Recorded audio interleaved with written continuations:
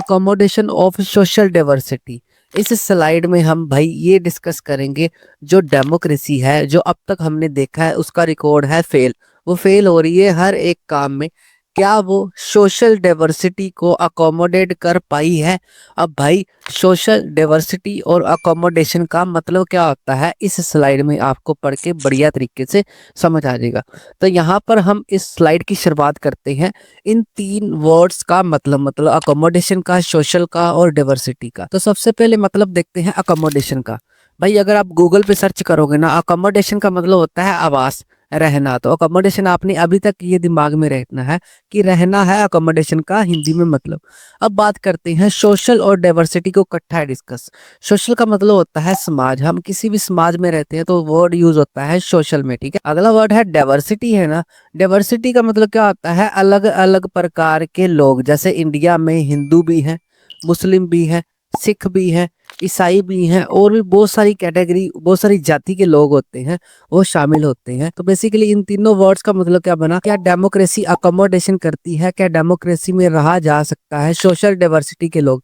मतलब अलग अलग प्रकार के लोग हैं जो आपस में मिलके डेमोक्रेसी में रह सकते हैं। क्या डेमोक्रेसी इसमें पास हुई है या फेल हुई है, ये बात डिस्कस करने जा रहे हैं। यहाँ तक कंसेप्ट समझ आ गया? ओनली हेडिंग का मतलब मैंने समझाया। तो इसका आंसर है भाई यस। जो डेमोक्रेसी है वो अकोमोडेट करती है सोशल डाइवर्सिटी को। अगर आपको इन बिटवीन क्वेश्चन आए इस democracy accommodate the social diversity, तो इसका आंसर क्या लिखोगे? हाँ भी यस करती है। रहा जा सकता है डेमोक्रेसी में, अलग अलग प्रकार के लोग आपस में मिलके रहते हैं। उसके क्या क्या रीजंस हैं वो आगे हम डिस्कस करेंगे, जिससे ये यहाँ पर आपको 5 नंबर का क्वेश्चन आता होता है। क्या आता होता है कि democracy accommodate the social diversity better than dictatorship. जो डेमोक्रेसी है भाई वो सोशल डाइवर्सिटी को अकोमोडेट करती है बेटर किससे? डिक्टेटरशिप से। तो इसको ना हम पॉइंट्स में डिस्कस करेंगे। जितना जितना मैं डाटा करवाता रहूंगा उतना उतना आपको अच्छी तरह समझ आ जाएगा। तो पहला पॉइंट है इसका जिससे शो होता है डेमोक्रेसी में अकोमोडेट कर सकती है सोशल डाइवर्सिटी, वो है coordination of majority come minority. समझो हमारे समाज में ना एक ग्रुप ऐसा होएगा जिसकी संख्या बहुत ज्यादा होएगी। मतलब एक समाज में लोग ऐसे रहेंगे, एक धर्म के हो सकते हैं, एक कलर के हो सकते हैं, एक सेक्स के हो सकते हैं, ठीक है। वो क्या होगी? एक की संख्या ज्यादा होगी, एक की संख्या कम होगी। जिनकी संख्या ज्यादा होती है उसको बोला जाता है उसकी मेजोरिटी है, और जिसकी संख्या कम होती है उसको बोला जाता है माइनॉरिटी। इतना सा कंसेप्ट समझ आ गया। अब इस पॉइंट के ऊपर आते हैं, जो डेमोक्रेसी में अकोमोडेशन कैसे होती है सोशल डाइवर्सिटी की। क्योंकि डेमोक्रेसी के आने के बाद जितनी भी पॉलिटिकल पार्टी होती हैं वो ट्राई करती हैं कि कोऑर्डिनेशन बना रहे, समाज में लड़ाई झगड़े भाई ना हो। कोऑर्डिनेशन का मतलब क्या होता है? एक दूसरे के साथ जो रिलेशन है किसी भी किसी तरीके से लड़ाई झगड़े ना हो। तो कोऑर्डिनेशन बना रहता है समाज में मेजोरिटी का और माइनॉरिटी का। इसमें क्या होता है? तो democracy walk with the minority with coordination. जो डेमोक्रेसी होती है ना वो माइनॉरिटी के साथ भी कोऑर्डिनेशन के साथ चलती है। फॉर एग्जांपल इसको मैं अच्छे से समझाता हूँ। फॉर एग्जांपल एक समाज है, इंडिया का देश है फॉर एग्जांपल। वहां पर 100% पीपल रहते हैं और जिसमें से 99% लोग क्या है? हिंदू है और 1% मुस्लिम है। अब ऐसा नहीं होएगा जो रूल्स एंड रेगुलेशन बने वो सिर्फ और सिर्फ 99% को देख के बनाया जाएगा। डेमोक्रेसी में क्या होता है? हर एक रिलीजन की, चाहे उसकी मेजोरिटी है चाहे मिनोरिटी है, उसको पक्ष में रखा जाता है और उसके according he rules and regulation बनता है। ऐसे तो नहीं बोल सकते ना आज के समय में अगर हिंदुओं की संख्या ज्यादा है, अगर हिंदू एक मर्डर कर दे तो कोई बात नहीं, मुसलमान नहीं करना चाहिए। नहीं, उसमें क्या होता है? डेमोक्रेसी में ही कोऑर्डिनेशन बना रहता है। तो पहला पॉइंट समझ आ गया, अभी कोऑर्डिनेशन बना रहता है मेजोरिटी और मिनोरिटी का। अगला पॉइंट है इसका सबसे इंपॉर्टेंट पॉइंट है मेरे अकॉर्डिंगली, क्या है? Avoidance of majority on the basis of race and religion. जो अवॉइडेंस, अवॉइड का मतलब क्या होता है? इग्नोर करना। अवॉइड किया जाता है मेजोरिटी को किसके बेस के ऊपर? रेस मतलब जाति के, और रिलीजन मतलब धर्म के। मतलब ऐसा नहीं देखा जाता, मान लो कोई रूल्स एंड रेगुलेशन बनाना है, 99% मुसलमानों को देख के ही बनाया जाएगा जिसकी संख्या ज्यादा है, या 99% हिंदुओं को देख के ही रूल्स एंड रेगुलेशन बनेगा। वो समाज के लिए, भलाई के लिए बनता है। वो किसको अवॉइड करता है? धर्म को साइड पे रखता है और जाति को साइड पे रखता है। उनका मेन मकसद क्या होता है? रूल्स एंड रेगुलेशन से सभी का भला हो सके। तो डेमोक्रेसी इस चीज को अवॉइड करती है। इसको थोड़ा सा और इलेबोरेट करते हैं कैसे? Majority rule in democracy should not be based on religion, race और लैंग्वेज। जो मेजोरिटी के रूल्स रेगुलेशन बनते हैं, जैसे मैंने पहले बताया है, वो किसको इग्नोर करके बनते हैं? रिलीजन को साइड पे रख के बनते हैं, रेस मतलब जाति को साइड पे रख के बनते हैं, और लैंग्वेज को साइड पे रख के बनते हैं। वो लोगों की भलाई के लिए बनते हैं। ऐसा नहीं है कि सबसे ज्यादा लैंग्वेज बोलने वाले यहाँ पर हिंदी अगर 99% बोलते हैं, तेलुगु अगर 1% बोलते हैं, तो सिर्फ और सिर्फ हिंदी वालों की ही प्रशंसा होगी, हिंदी वालों के लिए रूल्स एंड रेगुलेशन बनेगा। जैसे श्रीलंका में बना था, ठीक है। श्रीलंका में क्या था, एक ही लैंग्वेज बोलने वाले को प्रेफरेंस दी जाती थी। और बेल्जियम ने अलग रास्ता अपनाया था, जैसे पावर शेयरिंग में मैंने करवाया था, ठीक है।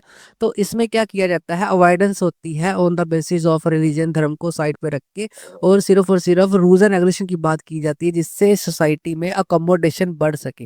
अब पहले पॉइंट में कोऑर्डिनेशन करोगे तो अकोमोडेशन होता है। मतलब अगर हम कहीं पे रहने जाएंगे तो रहने योग्य जगह ही नहीं होगी, तो हम कहाँ कैसे रह पाएंगे? तो वैसे ही अगर डेमोक्रेसी में पहले पॉइंट पे आओ तो कोऑर्डिनेशन होएगा तो अकोमोडेशन होएगा। अगर अवॉइडेंस ऑफ रिलीजन, कास्ट को साइड पे रख के मुद्दे की बात की जाएगी तो अकोमोडेशन हो पाएगा। ये दो पॉइंट समझ आ गए। इसका अगला पॉइंट है providing equal chance to the all. अगर सभी को सोसाइटी में इक्वल चांस मिलेगा, माइनॉरिटी वाले को भी वही चांस मिलेगा जो मेजोरिटी को मिल रहा है। फॉर एग्जांपल आईएएस के पेपर निकले हैं, उसको फिल कौन कर सकता है? सभी लोग फिल कर सकते हैं। ऐसा नहीं है कि हिंदू कर सकता है, मुसलमान कर सकता है। अगर इक्वालिटी सभी को मिलेगी तो अकोमोडेशन अपने आप ही हो जाएगा। तो इसको थोड़ा सा और इलेबोरेट करते हैं। जो प्रोवाइडिंग इक्वल चांस है वो क्या करता है, जो प्रोटेक्ट की जाती है माइनॉरिटी की भी नीड देखी जाती है। फॉर एग्जाम्पल वही सेम सी एग्जाम्पल बोलूंगा, 99% हिंदू है और 1% मुस्लिम है, तो ऐसे नहीं हो जाएगा कि मुसलमानों की जितनी भी नीड्स हैं उसको इग्नोर किया जाएगा। नहीं भाई, उनकी भी सुनी जाएगी। इसीलिए अकोमोडेशन सोसाइटी में होती है अगर डेमोक्रेसी होएगी। अगर राजे महाराजे होएगा तो उसने अपने धर्म को ही प्रेफरेंस देनी थी। अगर श्रीलंका का वाला केस होएगा तो उसने अपनी ही लैंग्वेज को प्रेफरेंस देनी थी। पर ये क्या करता है, प्रोवाइडिंग इक्वल चांस करता है डेमोक्रेसी में, जिससे अकोमोडेशन होती है। अब 3 पॉइंट हमने देख लिए जिससे अकोमोडेशन होती है सोशल डाइवर्सिटी की, मतलब समाज में रहने वाले अलग अलग प्रकार के लोग आसानी से डेमोक्रेसी में रह सकते हैं।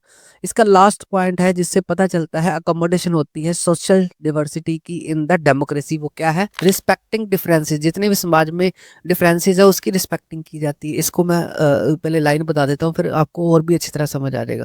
कहना क्या चाहता है इस लाइन में, जो डेमोक्रेसी है can not and all the conflicts. इस लाइन में कहना ये चाहता है कि समाज बहुत सारे ग्रुप्स में बटा होता है।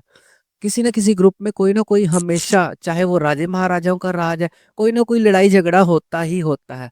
अब बेसिकली बात आती है उसको सोल्व करने की। कैसे कोई इसको सोल्व करता है, लड़ाई को बढ़ाता है या लड़ाई को कम करता है? अगर राजे महाराजे होंगे तो लड़ाई को बढ़ा देंगे, ठीक है। अगर डेमोक्रेसी है तो वो क्या करती है, अगली लाइन में पता चलेगा, but must respect differences and find way to handle them. पर डेमोक्रेसी की खूबसूरती ये है कि उसमें इसको एक्सेप्ट किया जाता है। मतलब लड़ाई झगड़े होते हैं भाई, जैसे घरों में लड़ाई होती है उसको एक्सेप्ट किया जाता है। अगर घरों में लड़ाई हो रही है तो अगर घर का बड़ा उस लड़ाई की आग में तेल तो नहीं डालता ना, उसको शांत करने की कोशिश करता ना। वैसे ही डेमोक्रेसी में होता है। डिफरेंसेस होते हैं सभी सोसाइटी में, पर डेमोक्रेसी क्या करती है, उसके डिफरेंसेस को रिस्पेक्ट करती है और इसको अलग तरह से बढ़िया तरीके से हैंडल करने की कोशिश करती है ताकि ये लड़ाई झगड़े कम हो। तो इन 4 पॉइंट से हमें ये साबित होता है कि डेमोक्रेसी है इसमें सक्सेसफुल होगी है किसमें, सोशल डाइवर्सिटी को अकोमोडेशन करने में। यहाँ पर 5 नंबर का एक क्वेश्चन बनता होता है जो हर 1-2 साल छोड़ के आता होता है, बड़ा ज्यादा इंपॉर्टेंट है। क्या होता है वो, democracy accommodation of social diversity better than dictatorship. इसको एक्सप्लेन करो। तो सारा का सारा 4 पॉइंट्स में लिखना है। वैसे भी आपको नोट्स में सारी बनी बनाई करी मिलेगी, आपको अच्छी तरह समझ आ जाएगा, कोई टेंशन वाली बात नहीं। आई होप ये पूरा का पूरा कंसेप्ट आपको अच्छी तरह समझ आ गया।